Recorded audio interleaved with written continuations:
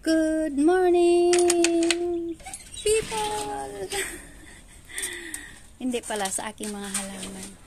Ay, kararating ko lang galing ng eskwela. Dalawin ko yung aking mga halaman dahil kahapon ay hindi ko sila nadalaw dahil malis ako, nagpaganda tayo. Ayan sila, oh. Ay, good morning, good morning, good morning, good morning, good morning. Tapos, ito ay beautiful. Si Moning, nangingialam. Si Moning na malambing. Meron pa akong good morning dyan. Oh. Oh, ang saya. Ibang feeling pag nasa halaman ka. Lalo na pag ganito. Oh, may mapakinabangan ka. Tulad nito. Malapit na siyang lagyan ko yan siya dito para hindi siya hahalo sa tulad nito.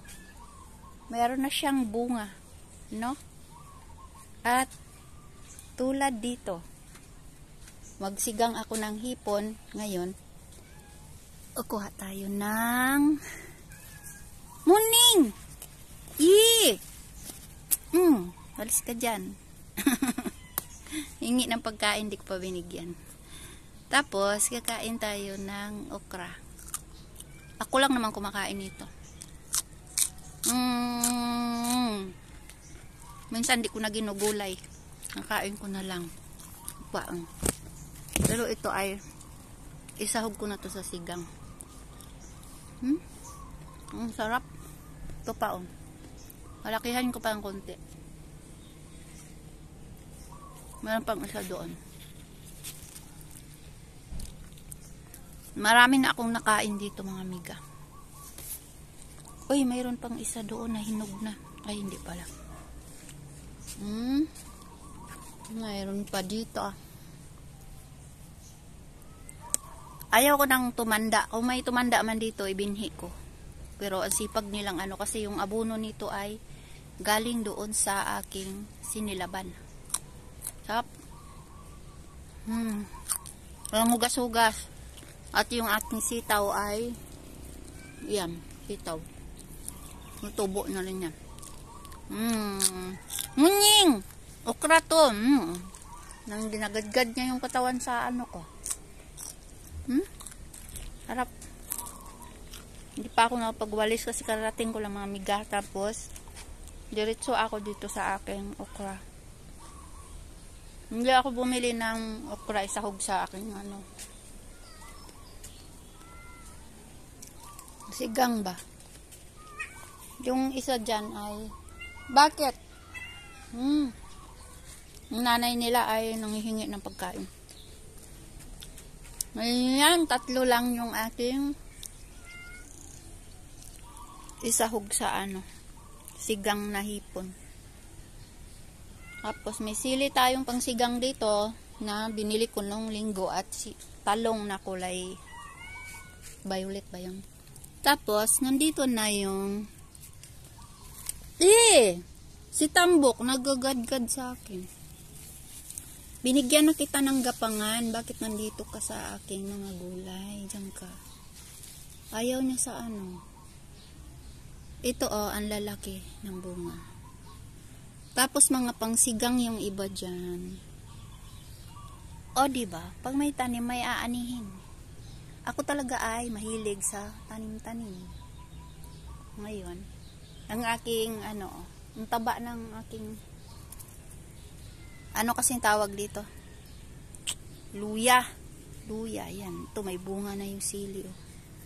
Ikaw, hindi ka pa naghilamos. Maghilamos ka muna bago kita pakainin. Ito ay kalabasa. Kalabasa po yan, mga amiga. Ito ay sili. Kasi yung mga sili na bell pepper, dito ko lang hinahagis. May tumubo pa dyan. Hindi ko alam kung mga binhi yan. Dahil basta na lang ako naglalagay dito. Yan. At namatay ang kamatis. Hindi ako mabuhayan ng kamatis. Diligan ko kasi. Diligan ba ang kamatis? Try ko nga hindi diligan. Tapos, iyan. yung ating, hindi ko alam kung patula to o patula yata yan. Basta na lang kasi ako naglalagay dito. Lahat ng ampalaya ay dito ko tinatanim. Meron na naman akong tinanim dyan. Ito, bagong tubo. Yan. Kasi pag bumili ako ng ampalaya, yung ano ba, yung buto, ay ilalagay ko dito. Marami dyan sili, mga sili, bell pepper, ganyan. Pero yung sitaw ay hindi pa siya gumapang. O, yun lang ang daldalan natin. Haba na yung ating daldalan. Dito ay ayusin ko to. Tambakan ko ng mga dahon-dahon yan. Tambakan ko yan ng ano, lupa na pinagsilaban. Abono yun eh. Kasi taniman ko yan dyan mga amiga. Ah, diba? Ito, pag namunga to ay alatiris tawag nila. Chesa man ay ches ay ano ba? Dami man tawag nito oy. Yan. Favorite namin ng bunso ko yung ano nito, bunga. Tulad yan oh, yan oh, sa kapitbahay. 'Di ba? Ang laking puno. Yan yung nakasilong dito sa amin. At ako ay magbabay na. Kasi mayroon akong palaya dito na hindi ko alam kung mamunga to. Oh. Pag nagmunggo tayo, dahon na lang kunin dyan. Kasi hindi ko alam kung anong klaseng yung bang ano, ang palayang bukid. Basta na lang tumubo dyan. Pero marami akong binhi na hinagis dyan. Ah, ayan, oh, magwalis tayo. Ang sarap tignan. Oh, may kapaya akong maraming tinanim dyan. Kasi nung bumagyo mga amiga ay naubos yung natumba ang kapaya ko. Mayroon na doon malalaki. Oh. Hindi pa nag-ano. O, magbabay na tayo. Kanina pa ako nagbababay. Bye!